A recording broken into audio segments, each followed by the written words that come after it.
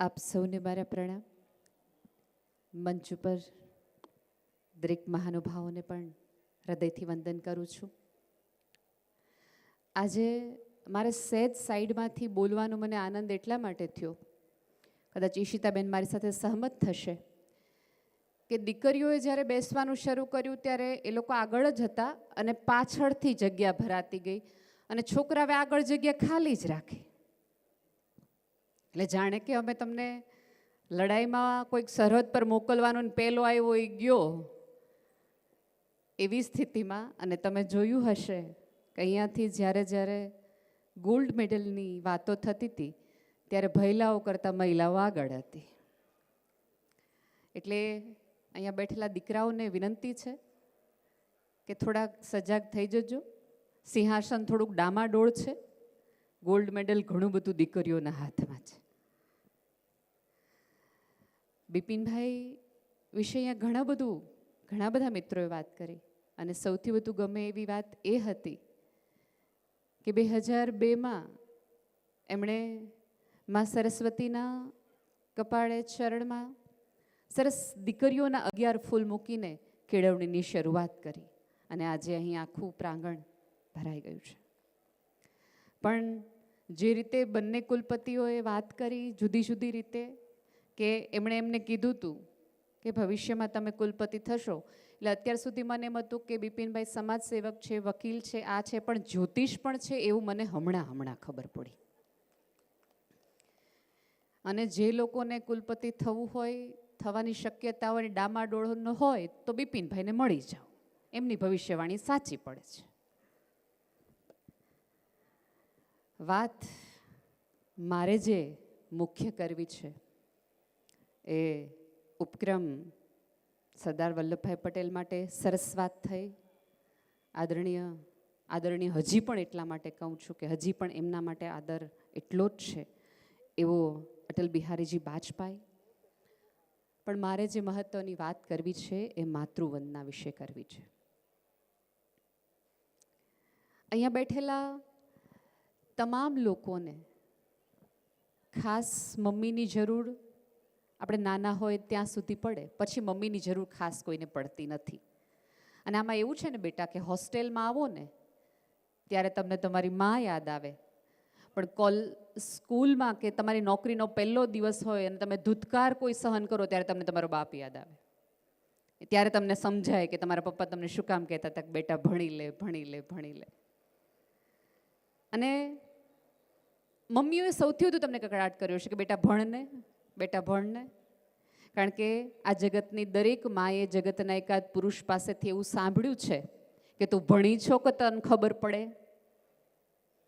એટલા માટે તે દિવસે તમારી માએ એક ગંબોળામાં ગાંઠ વાળી હતી કે મારી દીકરીને મારે એટલા માટે ભણાવી છે કે આવતા દિવસમાં જગતનો એક પણ પુરુષ એને ન કહે ભણી છો કે તને ખબર પડે.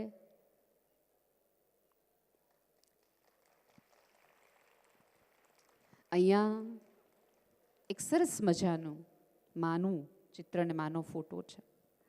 આઈ એમ શ્યોર કે અહીંયા બેઠેલા એકાદ વ્યક્તિનો આત્મા તો જાગે કે જેની માની કોઈ ઓળખ નથી.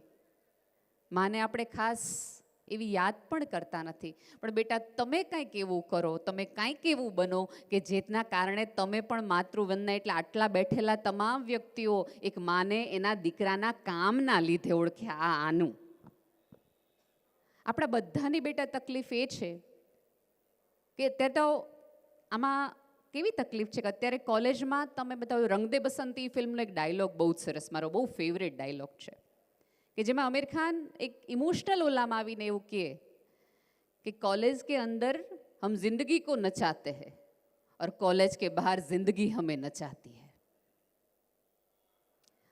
અત્યારે આમ જ છે બેટા, જેવું આ પ્રાંગણ બહાર નીકળ્યા ને પછી કાળો કેર છે. અત્યારે મમ્મીઓ જગાડે છે, એલાર્મ જગાડે છે, ત્યાં સુધી જાગવાની મજા બહુ ન આવે, ત્યાં સુધી હુંતા રહેવું હોય. પણ જે દિવસે તમને જવાબદારી જગાડે તે દિવસે તમને આખી રાત ઊંઘ નહીં આવે. જ્યાં સુધી તમારા ખીચાને, તમારા પોકેટને જરાય વજન નથી લાગતું કારણ કે કોઈક દ્વારા મૂકી દેવામાં આવે છે, ત્યાં સુધી બધું જ જગત રૂપાળું રાજુમાનું લાગે. અને અત્યારે તો સરસ મજાનો યુગ જ છે. આપણે બહુ પ્રેમથી એક એવું વાક્ય કહી દે, અને તમારા લોકોની તો જેમ સાહેબે કીધું હરારીવાળી વાત સાચી છે, પણ સાહેબ આ પેઢીની સૌથી મોટી તકલીફ અત્યારે તો ઇમોશનલ બ્રેકઅપ છે. આવતા દિવસોમાં યુનિવર્સિટીએ બ્રેકઅપના કોર્સિસ કરાવવા પડશે. તમારું હાર્ટ બ્રેક થાય તો તમારે કેમ ઊભા થાવ? ખરેખર ભારે સમસ્યાઓ છે. નોકરી મળે નહીં, છોકરી કંઈ હાગે વગે થાય નહીં, ઘર કંઈ મળાતું ન હોય, અને એના બધા વચ્ચે આપણે પાછું કયું અટેન્શન, આપણે બધાને લોકોને એક અટેન્શન જોઈએ છે. પણ એક વસ્તુ યાદ રાખજો, અત્યારે તમે બધા ટોળાનો ભાગ છો. ટોળાનો ચહેરો બનવા માટે તમારે કશું કરવું પડે. તમે અત્યારે બધા ટ્રેન્ડની પાછળ છો, પણ જો કશુંક એવું કરો, કશુંક એવું બનો, તો તમે ટ્રેન્ડ સેટર બનો. ચોક્કસ ચિંતા થાય એવા ભવિષ્ય છે. એઆઈ આવશે પછી તમારા ભાગે કયું કામ રહેશે નહીં રહે, એ તો બહુ ચિંતાનો વિષય છે. સાહેબે સરસ વાત કરી કે આવતું ભવિષ્ય તમારું છે, પણ ભવિષ્ય બનાવવા માટે આજમાં રોકાણ તો કરવું પડે ને. અને આજમાં આપણે રોકાણ માત્ર ડેટા પાછળ કરીએ છીએ, સ્ક્રીન પાછળ કરીએ છીએ. એમાંથી મોઢું બહાર નીકળે તો બહાર જોઈએ ને કે આજુબાજુ માણા જીવે છે. અહીંયા અત્યારે સૌથી વધુ આ મને એનસીસીઓના દીકરા દીકરીઓ અત્યારે એટલા માટે ગમે છે કે ઓલા હિમાલયમાં એક પગે જે આમ યોગ કરતા હોય ને એમ એ છોકરા છોકરીઓ ઊભા છે. જ્યારે આપણે બધા આમથી આમ, અત્યારે તમને અમે એમ એક ટાસ્ક આપીએ ને, અમારાથી લઈને તમારા સુધી, તમારી નહીં, કે તમારે 5 મિનિટ કશું કર્યા વગર બેસવાનું છે, તો કદાચ ન બેસી શકીએ. હાથ હલાવીએ, પગ હલાવીએ, કાંઈ કારણ વગર માથું ખચડાવીએ, બાજુવાળાને જોઈ લઈએ. એટલી સ્થિરતા નથી. આપણા બધાનું અટેન્શન પાવર, મનોવિજ્ઞાન એવું કહે છે કે હવે આપણા બધાનો અટેન્શન સ્પાન એ 5 થી 7 મિનિટનો નહીં, 2 થી 3 મિનિટનો છે. કારણ રીલ 2 મિનિટની છે. જો પહેલાંના જમાનામાં કેવું હતું કે સરસ સરસ મજાનો દિવસ ઉગે, દાદી કે બા આવે, અને તમે પિક્ચરમાં જોયું હશે કે ઓલી હિરોઈન આવે, સરસ મજાની આરતીની થાળી આખા ઘરમાં દીવા આપે. બરાબર? હજી આપણી સ્થિતિ આ જ છે. આપણે આ જ કરીએ છીએ. પહેલાં આરતી આમામ આપતા હતા, હવે આપણે સ્ક્રીનમાં આમામ ઉપર કરીએ છીએ. વયા જાઓ, એક પછી એક. આવતા દિવસોમાં તો ઉપરવાળો અંગૂઠા જ મોટા કરવાનો જ બધાયના, કારણ કે એ જ કરવાનું છે, એક પછી એક, એક પછી એક, એક પછી એક. તમારી જાણ માટે અત્યારે સૌથી વધુ માનસિક રોગનું એક કારણ એ છે કે તમે એકમાંથી બીજા મૂળ, બીજામાંથી ત્રીજા મૂળમાં જાઓ છો, એટલે મગજની સ્થિરતા ગુમાવી રહ્યા છે. પહેલાં તમે કોમેડીની રીલ જુઓ, પછી ઇમોશનલ જુઓ, પછી ડાન્સિંગની જુઓ, પછી પાછી કોઈક એક વેચાતી વસ્તુઓની જુઓ, એટલે તમારા મગજને કૂદકા મારવાની ટેવ આપણને બધાને સમૂહમાં પડી ગઈ છે. યુગ તમારો છે, તમારો જ હોવાનો. અને આટલી સુવિધામાં અત્યારે તમે જે સુખ સુવિધામાં જીવો છો ને, એટલી સુખ સુવિધા તો રાજા મહારાજાને નથી મળી. તમને ગરમી થાય તો તમે એસીને પંખો કરી શકો છો. પહેલાંના રાજા મહારાજાને ગરમી થાય 3 જણા પંખા રાખવા માટે રાખવો પડે, અને એને જોલું આવી જાય, સાહેબની ઊંઘ બગડે. ઘણી બધી તકલીફો હતી. અહીંયા સૌથી વધુ અત્યારે તકલીફ એ છે કે આપણને કોઈને મમ્મી પપ્પા નથી ગમતા. પપ્પાને તો આપણે ફાઇનાન્સર તરીકે જ રાખ્યા છે કે પૈસા જોવે ત્યારે પપ્પા યાદ આવે, સપના પૂરા કરવા તો પપ્પા યાદ આવે, પિકનિકમાં જવું છે ટિફિન કરવા માટે માં યાદ આવે. અને એક વસ્તુ યાદ રાખજો બેટા, કે ક્યારેક તમારા મા બાપને જુવાની હતી એ તમે ક્યારેક જોવાનો પ્રયાસ કરો. જે જુવાની અત્યારે તમે એન્જોય કરી રહ્યા છો, એ કંઈ સીધા વૃદ્ધ નથી થઈ ગયા. એમને તે સપનાઓ હતા, ઈચ્છાઓ હતી, લાગણીઓ હતી. એમને તે તમારી જેમ બાઇક પર ફરવું હતું, વાળ સીધા જ રાખવા હતા, પણ ત્યારે ઈશ્વરે તમને એમના જીવનમાં મોકલ્યા અને એમણે બધું સ્વપ્નાઓને બાજુમાં મૂકીને તમારી માટે એફડીઓ કરવાની શરૂ કરી દીધી. એમને ફરવા જવું હતું.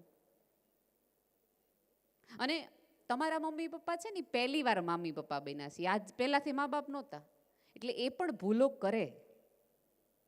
આપણા બધાની તકલીફ એ છે કે અમારા મા બાપ અમને સમજતા નથી. તમે સમજાવવાનો બેટા પ્રયાસ કર્યો છે ક્યારે? તમે શું વાત કરો છો? તમે 3 દિવસના હતા ને ત્યારે તમે રોતા હતા, ત્યારે ઘોડિયામાં તમને પેટમાં દુખતું હતું કે તમને ઊંઘ આવતી હતી કે તમને ભૂખ લાગતી હતી? તમારી માં જો 3 દિવસના તમારી પીડા સમજી શકતી હોય તો 30 વર્ષના 22 વર્ષના માતા પિતા તમારી પીડા ન સમજી શકે એમ તમે કહો છો? થોડોક એમને સમજવાનો પ્રયાસ કરો કે આ કકળાટ તમને એટલા માટે લાગે છે. એવું નથી કે તમારી પેશન્ટના વિરોધી છે. કારણ કે ક્યારેક અમારા જેવા વક્તા આવીને તમને એમ કહે કે ભાઈ તમારી ઈચ્છા પાછળ દોડો ને સપના પાછળ દોડો, ત્યારે તમારા મમ્મી પપ્પા એમ કે ના બેટા પહેલાં નોકરી કરી લે, ના પછી આ બધું સંગીત બાજુમાં રાખજે, આ કરે. બધું તમારી ઈચ્છા પ્રમાણે કરવું જોઈએ, પણ તેમ છતાં તમારા પેશન્ટના વિરોધી તમારા માતા પિતા નથી, પણ એને ક્યાંક તમારા ભવિષ્યની ચિંતા છે, એટલી કકળાટમાંથી એનાથી બોલાઈ જાય છે કે બેટા આ રહેવા દે, અત્યારે આ ન કરાય. અને આમાં કેવું છે બેટા કે મમ્મી પપ્પા તમને સલાહ સૂચનો આપે, રોકટોક કરે તે ટકટક કહેવાય ને અમારા જેવા સ્પીકર કરે તે કે મોટિવેશનલ સ્પીકર છે. વાત તો બંને સરખી કરે છે ને. એ તમને એ જ કહે છે આ કરાય ન કરાય, અમે તમને એ જ કહીએ છીએ આ કરાય ન કરાય, કે કોઈ પણ વક્તા એ જ કરે છે. થોડા બેટા સ્થિર થાવ. સમયની સૌથી મોટી ખરાબ વસ્તુ એ છે કે તમે વાપરો નહીં ને તો એ વયો જાય છે.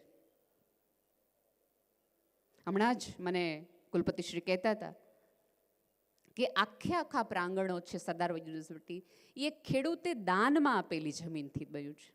એટલે આમ જુઓ તો પાટીદાર કે ખેડૂત છે એ માત્ર અનાજ નથી રોપતો, અને શિક્ષણના પણ બીજ રોપ્યા, જેથી કરીને તમે સુંદર રીતે ભણી શકો આમ ક્ષણવારમાં. આ બધા કિસ્સાઓ, આ બધી શતાબ્દીઓ વારંવાર ઉજવવા પાછળ એક જ કારણ છે કે તમારા કોઈકની અંદર એકાદ બીજ રોપાઈ જાય અને ક્યાંક તમારી શિક્ષણનું, કેળવણીનું, સંવેદનાનું બીજ એવું જાગે કે આમાંના એક પણ વ્યક્તિને એવું થાય કે મારે આવું કંઈક કરવું છે. કોઈક સરસ હેરસ્ટાઈલ જુઓ તો આપણને કેવી મન થાય છે, આવી કરવીશ. કોઈક બાઇક જોઈને આપણને સરસ એમ થાય કે આવું એકની જીવનમાં લેવાનું થાય છે. અહીંયા દીકરીઓને પણ કોઈકના સરસ કપડાં અહીંયા ઉપરથી જોયા છે તરત એમ થશે કે આવા લેવા છે. કેમ ક્યારેક કોઈકની સિદ્ધિ જોઈને નથી થતું કે આમ કરવું છે, આમ બનવું છે.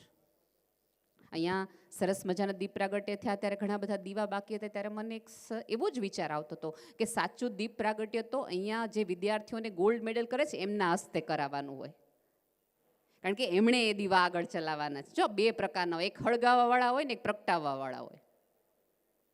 પ્રગટાવવાવાળા છે ને એ જોવે કે પ્રગટાવ્યા પછી એનું તેજ હકબંધ છે, એમાં તેલ પુરાણું છે, વાટ સંકોરાણી છે, અને એ પ્રકાશ થકી આજુબાજુનાને ફરક પડે છે.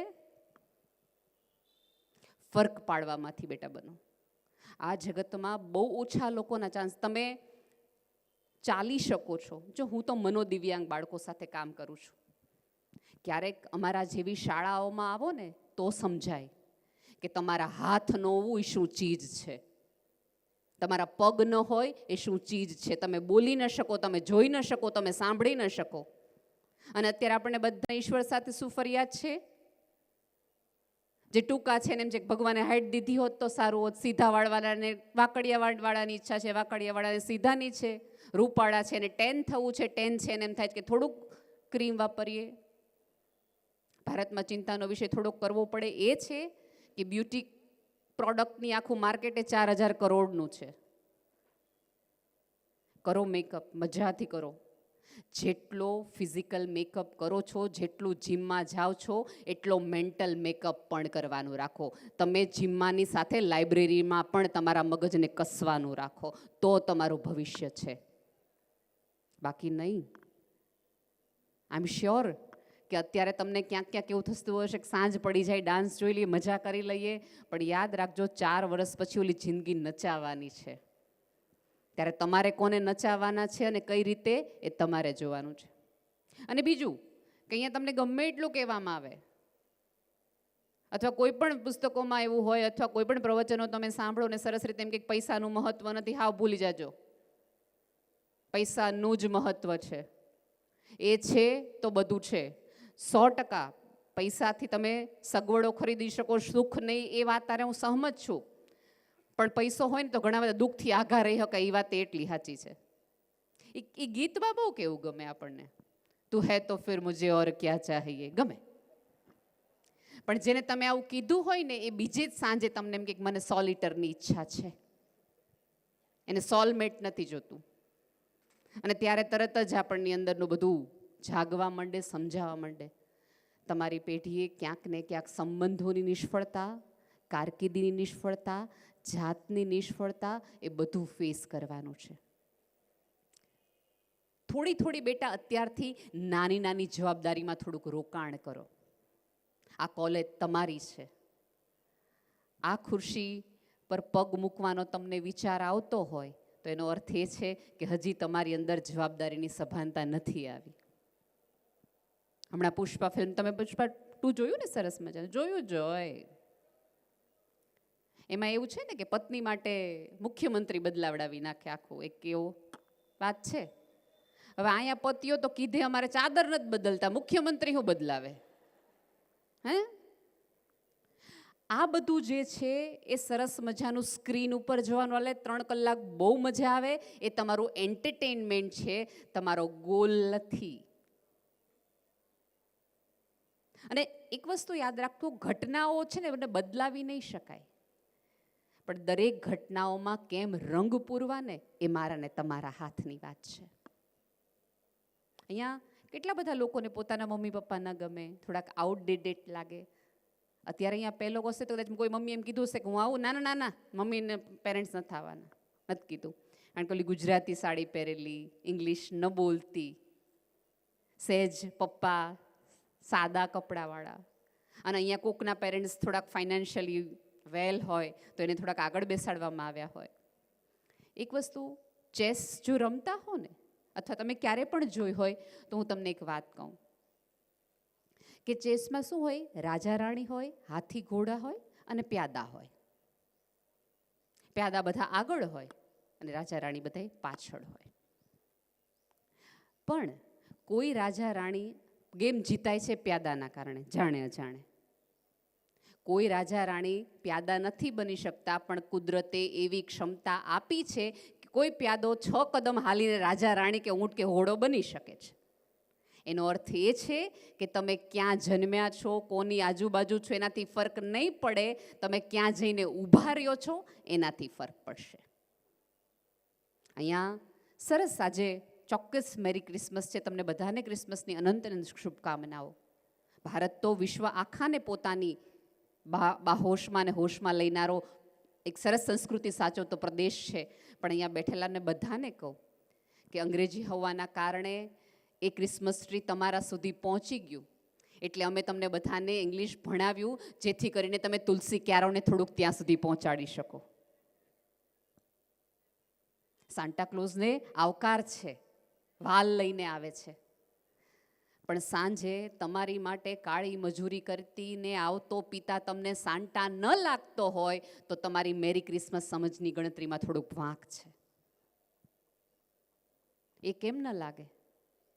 જેણે તમારા એક સ્વપ્ન માટે, અત્યારે કદાચ તમને કોઈની ડ્રીમ આવે, વિચાર આવે ને, તો તમારા પપ્પા પોતાના 58 વર્ષની જિંદગીનું તમામ પ્રોવિડન્ટ ફંડ એક પણ વિચાર કર્યા વગર આપી દે. જો મારું દીકરાનું ભવિષ્ય બની જતું હોય તો મારે એ કરવું છે.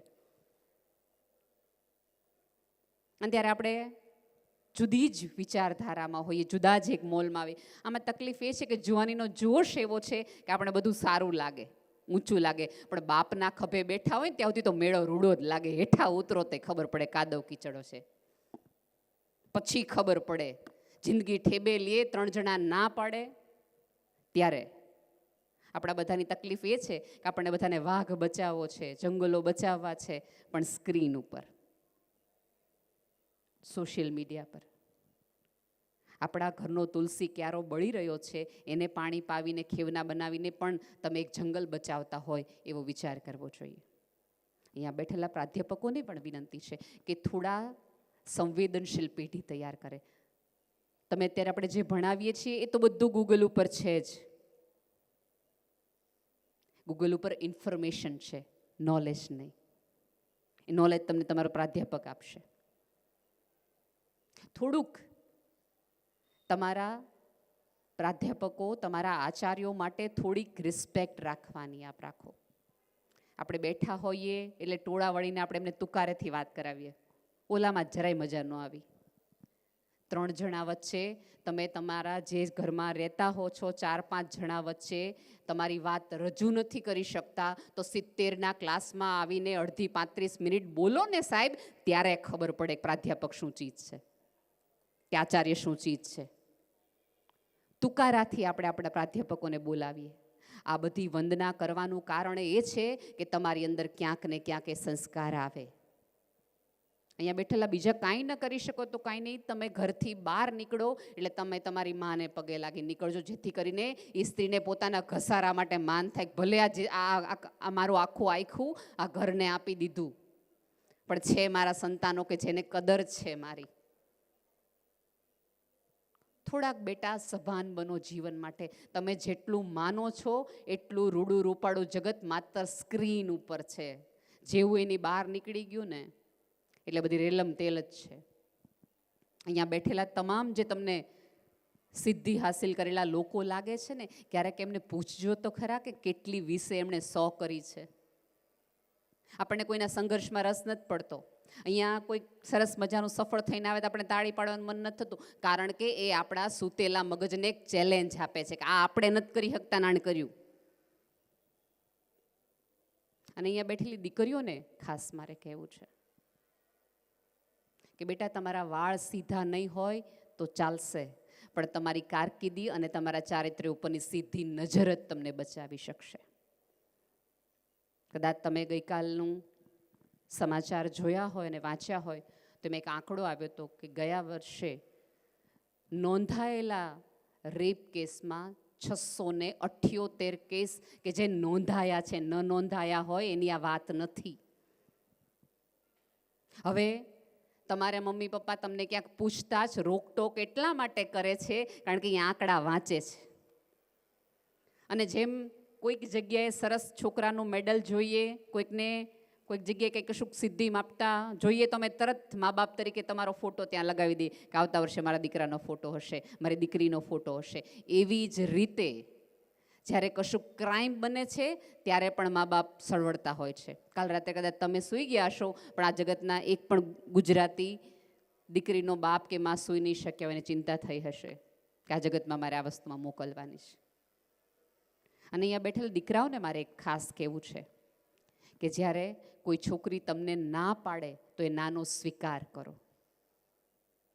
અને આમાં કેવું થાય છે બેટા ખબર છે, હું તો બહુ જ થોડું આખું બોલીશ કે તમને કોઈક વ્યક્તિ ગમી જાય છે XYZ, પછી તમને રહેતા રહેતા સમજાય છે અથવા તો અનુભવે સમજાય છે કે આ વ્યક્તિ મારા પ્રમાણેની નથી, અથવા તો મારે અત્યારે મારી કારકિર્દી ઉપર ધ્યાન આપવું જોઈએ સંબંધો કરતાં વધુ. એટલે તમે એ છોકરાને ના પાડો કે મને હવે એવું લાગે છે કે આપણે આગળ નહીં ચાલી શકીએ. એટલે છોકરો છે એ તરત દુઃખી થઈ જાય, એકાદ વાર બાઇક પછાડી દે, એકાદ વાર નાનું એવું એક્સિડન્ટ એનું થઈ જાય એટલે તરત આપણી આજુબાજુની એકાદ બેનપણી તે મૂકી દીધો, જો બિચારાનું એક્સિડન્ટ થયું એટલે આપણે તરત દુઃખી થઈ જઈએ. પછી એકાદ વખત એવું બને કે છોકરો સિગરેટ પીવા માંડે એટલે આપણે પાછું એકાદ વ્યક્તિ એમ કે જો કેટલો ભણવામાં હોશિયાર હતો, તે મૂકી દીધો ને તો સિગરેટ પીવા માંડ્યો. અલગ અલગ પ્રકારના આવા વ્યસનો તરફ જતું જાય અને આપણી અંદર એક ગિલ્ટ ઊભું થાય કે આપણે એને મૂકી દીધો ને આપણી અંદરની સમાજ સેવિકા જાગી જાય કે હું એને મારા પ્રેમથી બચાવી લઈશ અને દારૂમાંથી ને સિગરેટમાંથી ને ફલાણામાંથી બહાર લાવી દઈશ. અહીંયા બેઠેલી તમામ દીકરીઓને મારે કહેવું છે કે જે પાત્રને તમે મૂકી દો અને એને સિગરેટ દારૂનો વિચાર આવતો હોય એનો અર્થ એ હતો કે એ જ પ્રમાણે નહોતો. કેમ એને IAS IPS કે કંઈ સારું બનવાનો વિચાર ન આવ્યો? એ આવો જોઈતો ને કે તે મૂકી દીધો ને તું જોજે. અહીંયા બેઠેલા તમામ યાદ રાખો કે જે લોકોએ તમને બ્લોક કર્યા હોય ને અત્યારે એવું બનો કે આવતા દિવસોમાં ગૂગલમાં તમને ગોતવા જોઈએ કે આ માણસ છે ક્યાં.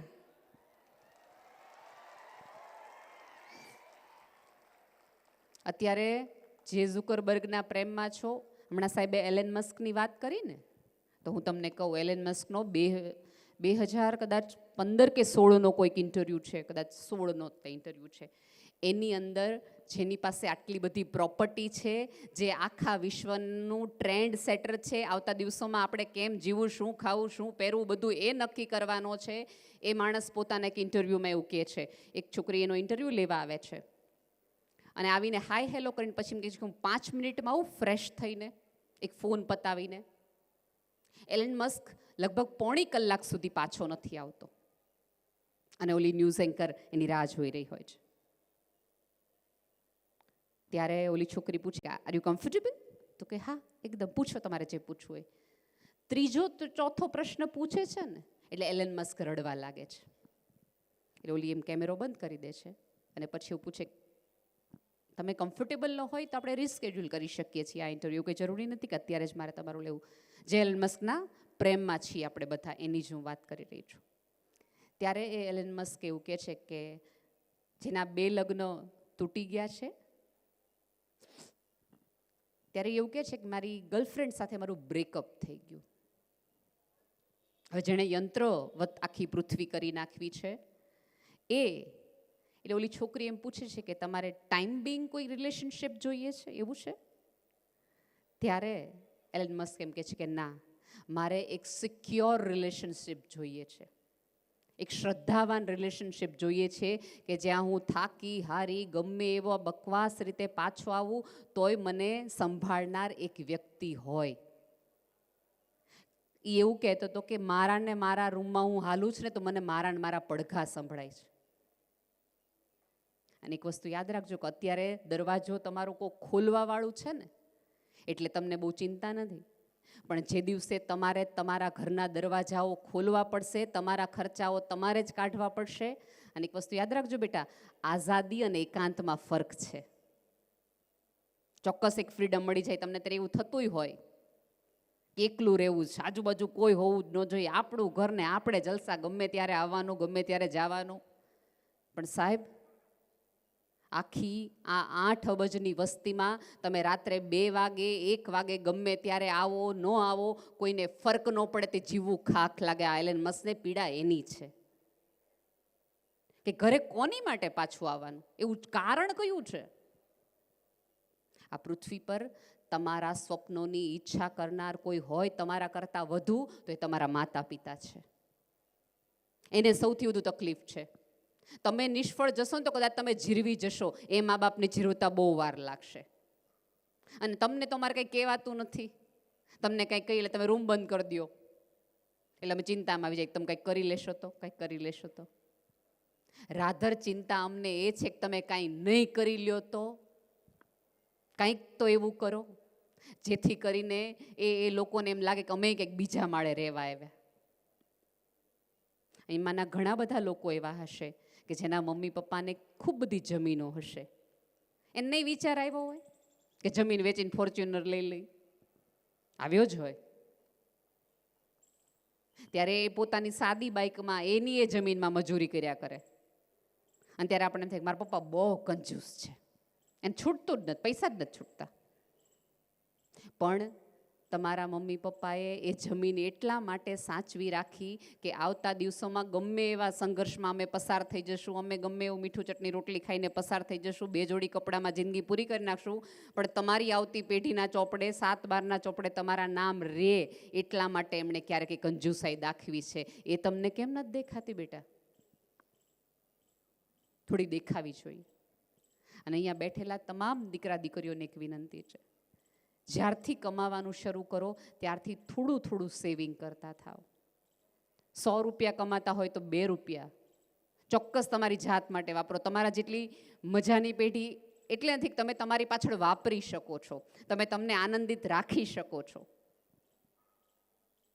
તમે કેટલા સરસ રીતે એકબીજાને ત્યારે મળો છો, ત્યારે ભેટો છો, વહાલ કરો છો.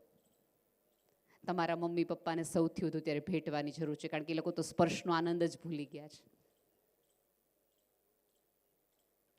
જે ખીચામાંથી તમે મેક્સિમમ સ્વપ્નાઓ લ્યો છો, અને એક વસ્તુ યાદ રાખજો, તમારા પપ્પાના પૈસા એ તમારા સ્વપ્ના પૂરા કરવા માટે છે, તમારી ગર્લફ્રેન્ડના સપના પૂરા કરવા માટે નહીં. એ પણ તમારે જ આપવાનું. અને એટલા સ્વાભિમાની બનો કે તમારી ઈચ્છાની જરૂરિયાત માટે તમે તમારામાંથી કરો, અન્યમાંથી નહીં. થોડા સ્થિર થાઓ. કારકિર્દી બેટા આમ જઈ રહી છે, સડસડાટ દૂર બધું થઈ રહ્યું છે. અત્યારે જેટલી મજા આવે છે ને ત્યારે નહીં આવે જ્યારે પહેલું રિજેક્શન સાંભળશો, માત્ર માર્ક્સના કારણે. એક મગજમાં નાખી દીધું છે, માર્ક્સ ને સ્કિલ અત્યારે બંને જોશે. ચોક્કસ એઆઈ આવશે એટલે બધું યંત્રવત થઈ જશે, પણ જેની પાસે સ્કિલ હશે એ કોઈ વ્યક્તિને કાંઈ નહીં થાય. એટલા માટે જ તે મોદી સાહેબે આખી જે શિક્ષણ નવી નીતિ નાખી છે એમાં સ્કિલને મહત્ત્વ આપ્યું છે. એ તમારી આવડત હશે તો તમારું રિપ્લેસમેન્ટ નહીં થાય, બાકી આ જગ્યામાં ખાલી પૂરવાવાળા જ છે. તમારા પછી તે પણ કોઈ આવશે. તમને ધક્કો લાગવો જોઈએ. સાહેબે ગાંધીજીને યાદ કર્યા ને, તો ગાંધીજીને યાદ એટલા માટે પણ કરવા જોઈએ કે કદાચ અડધી રાત્રે અંગ્રેજોના એ એકાદ વ્યક્તિએ ગાંધીજીને ધક્કો ન માર્યો હોત ને તો એ ગાંધી આખા અંગ્રેજોને ધક્કા ન માર્યા હોત. આખી બ્રિટિશ એમ્પાયર રોતી હશે કે આને ક્યાં અડધી રાત્રે ધક્કો માર્યો, બેહાડી દીધો હોત તો આરામથી પસાર થઈ જાત. એને ધક્કો એવો લાગ્યો કે એણે આખી પોતાની જિંદગી છે એ ભારતને આપી દીધી અને બધા અંગ્રેજોને તગડી કાઢ્યા. એવો ધક્કો ક્યાંક તમને લાગે, એવી અસર તમને ક્યાંક થાય ને, એટલા બધા તમારી ને મારી આંગળીઓને હવે થોડાક સંવેદનાના ટ્યુશન કરવા પડે ને એટલી બુઠ્ઠી થઈ ગઈ છે આ સ્ક્રીન ઉપર રહી રહીને. આપણને પીડાઓ નથી દેખાતી. ચોક્કસ અત્યારે તમે જુઓ છો તો આપણને બધાને મજા આવે છે કે આ ફલાણા આમ વધી ગયા ને ઓલાને આમ પૈસા છે ને ઓલાને આમ પૈસા. ક્યારેક મેં કીધું એમ કે અમારા જેવા બાળકોની સ્કૂલોમાં ને ગરીબોની થોડીક જોવાની રાખો તો ખબર પડે કે આંખ હોવી શું ચીજ છે. હજી કહું છું, દોડી ન શકતા હોય તો ચાલો, ચાલી ન શકતા હોય તો ઢસડાવો, પણ કાંઈક એવું કર્યો કે મર્યા પછી તમારા બે નામ લેવાવાળા કોક હોય કે ફલાણો માણા હતો ને તો આ કામ થયું. કશુંક જાગૃત થઈ જાઓ. અને અમને ખબર છે કે બધા કોઈ દિવસ ક્યારેય બદલાતા નથી. કદાચ તમને એવું થતું કે અહીંયા આટલા બધા બોલે જ જાય, પણ આટલું બધું કહેવાય છે તોય આ હાલત છે. હાવ ન કહેવાતો તો ક્યાં જઈને અટક્યું હોત, તો ક્યાં જાત. ફરી વાર કહું છું, આજે ચોક્કસ રેડ ડ્રેસમાં આવતા સાન્તા ક્લોઝને વાલ કરજો, પણ જે તમારી 7 પેઢી સુધી સાચવી રાખતો તમારો પિતા છે ને ઉંમર વગર પણ થોડા વાળ આવી ગયા છે, એ પિતા પણ એક સાન્તાનું સ્વરૂપ છે, એને પણ વાલ કરવાનું રાખજો. ચોક્કસ સાન્તાને સુધી લાવો. અને આમાં કેવું થાય છે, ઘણા બધા ભાઈબંધો ભેગા થાય, ઘણી બધી બહેનપણીઓ ભેગી થાય, ત્યારે વ્યસનની અત્યારે સૌથી મોટી સમસ્યા છે. ભાઈબંધો એકબીજા બેઠા હોય એટલે આપણને કેવી ભાઈબંધોની દુહાઈઓ આપે કે ભાઈબંધ હોય તો એક તો લે, એક પેક તો માર, થોડુંક તો હોપારી લે, એકાદ તો કસ લે. ભાઈબંધ નહીં ને તો એવા ભાઈબંધને એમ કેવું કે ભાઈબંધ નહીં ને એક હનુમાન ચાલીસાનો પાઠ કરતો હાલતો, એ કરાવડાવો.